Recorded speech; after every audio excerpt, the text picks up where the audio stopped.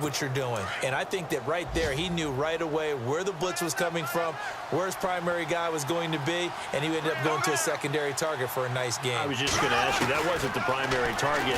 He's so good at that, isn't he? I think he knew right away that he wasn't going to get to his primary guy. I think he read that as soon as he got to the line of scrimmage, knew where the pressure was going to come from, and said, I know how to beat that, and that's what he did.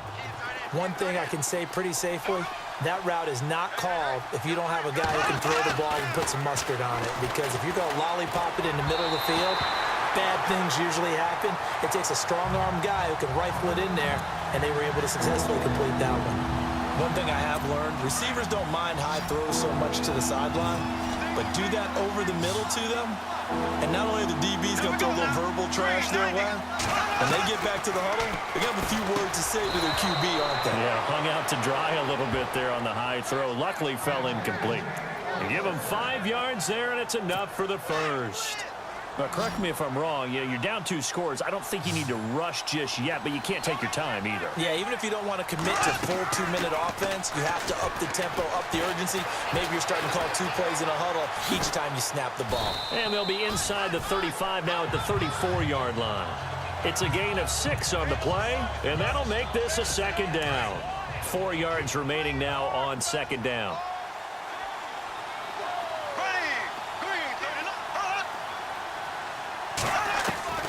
Working from the gun, it's Bortles, and it's incomplete. That one didn't quite make it to the target, but that's not always a function of the strength of the arm of the quarterback, is it? Sometimes it's just too much pressure there. In any case, the ball doesn't arrive. Now Bortles. And this is intercepted, and that should do it. Picked up by Obi Melifonwu. Accelerating, and off he goes. And he will not get all the way home, but he will take this back down to about the 2-yard line. He had his eyes on the end zone. He got close. At least he set the offense up nicely, but he's probably mad he didn't take that one to pay dirt. I agree with you, and you know he's going to get teased because he didn't get it all the way into the end zone. But if they don't score now, if they don't get a touchdown, he won't just get teased. They'll be glaring at him. How'd you not score? It's in the 4th quarter down in Miami. Now, you saw the score at the bottom of your screen a moment ago. We got a good one going on there. If they hang on, that would up their win total to 5 on the season so far. Now Whedon. Got a man, it's caught for a Ravens touchdown. They were still throwing with a comfortable lead here late, and now that lead even more comfortable. And your first thought is there bad blood that went into this one ahead of time, that maybe they're seeking some revenge or they just don't like them? But the other thing that always hits me is, are they worried about playoff positioning? Right? Are they worried about, do you need enough points in case there's a tiebreaker that comes into play later? Tucker now to add the point after. And the lead now to 3 touchdowns at 21 points.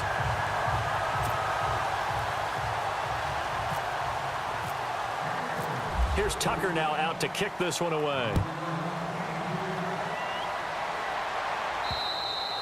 And this will not be returnable. It's out of the back of the end zone for a touchback.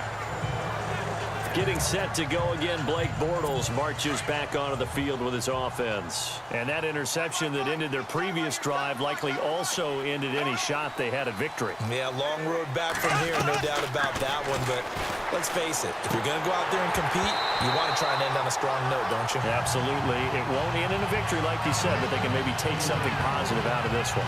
It's a lot of contact going on there, and in the end, unable to keep 2 hands on the football and bring it into his body. Everything looked pretty good until the finish. Shift together here from the D-line.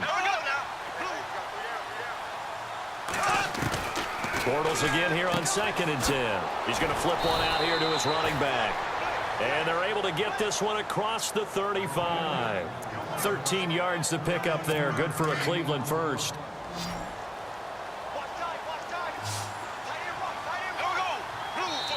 Time for a break. We'll come back and wrap up garbage time after this. So the Browns in possession of the football here as we get you reset. They've got a 1st and 10 as they search for a late score. Bortles now on 1st down. Boyd's the target, and he has it over the middle. And getting this just shy of midfield, they'll spot it at the 49. They get 10 more there, and I believe that'll be enough for another 1st down. It will. And he will find his man on the outside. And he's able to get this one down to the 40-yard line. 12 more yards there and another 1st down. And on the outside, they're playing press coverage.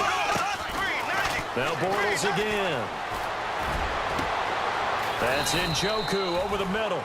And he gets this one all the way down inside the 15, just shy of the 10. A very solid gain of 27. Bortles to throw once more. And he just throws this one away. Smart decision here this close to the end zone, and it brings up 2nd down. Those throwing windows get a lot tighter near the end zone, don't they? And here's the thing. You already probably have 3 points in your hip pocket. You force a throw here and give up an interception, you come away with nothing. Especially tough in the middle third of the field where he threw that one.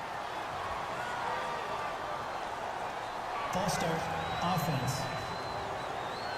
So that'll back him up 5.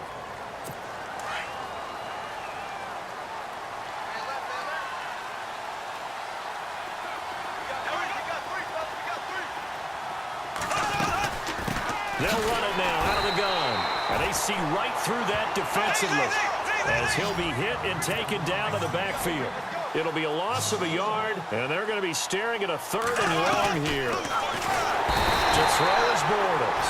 And he's going to go down. Back at the 27-yard line, he's sacked. They're going to need to get up and set in a hurry. Now Bortles, got to have this one. It's a short one here, complete to the tight end. And he's not able to get away. He is stopped well short of a 1st down. And it's Bortles, the quarterback, slow to get up. Looks like he's going to need a moment or two. While the trainers take a look, we'll step aside.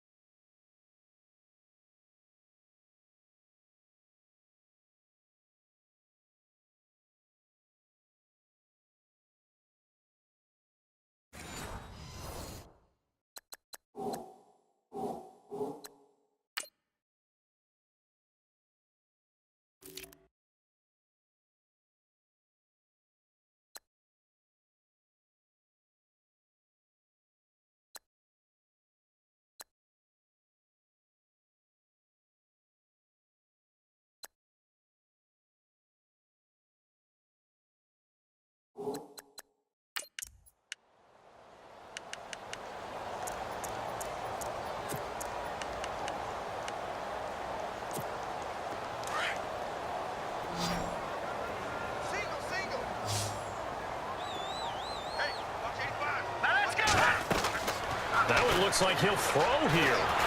But the Browns pressure gets to him that time, and he's going to go down. And they're going to speed things up here.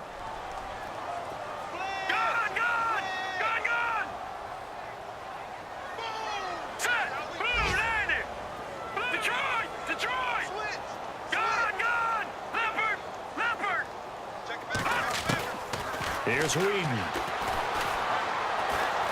He's going to look deep down the field.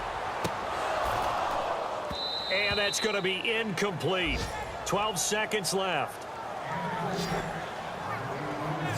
Fourth quarter, you've got the big lead. If you're coaching, Charles, you still taking shots like that downfield? I'd be a little more concerned with running some clock and making sure you're taking care of the lead, because you keep flinging it around, you throw a couple of picks, you can put yourself in jeopardy. Now on 3rd and long, they'll look to throw. And he's got his big tight end over the middle, complete. And he'll be taken down, but not before he gets into enemy territory. A gain of 39 that time.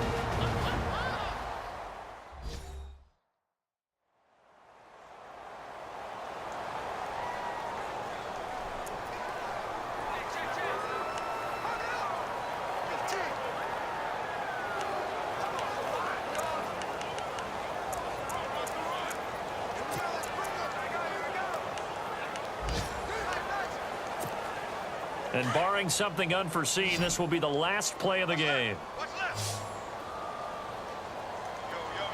All right, here we go. Leopard! Over! Leopard! They'll look to throw here on 1st down. And this is going to be caught.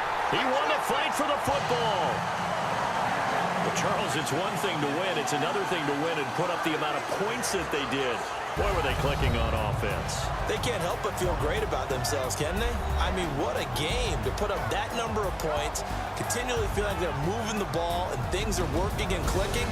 They think that they can bottle this and carry it with them. And as an offensive coordinator, you just don't think you can do anything wrong. Whatever you call, run, pass, it's all going to work. That's called being in the zone.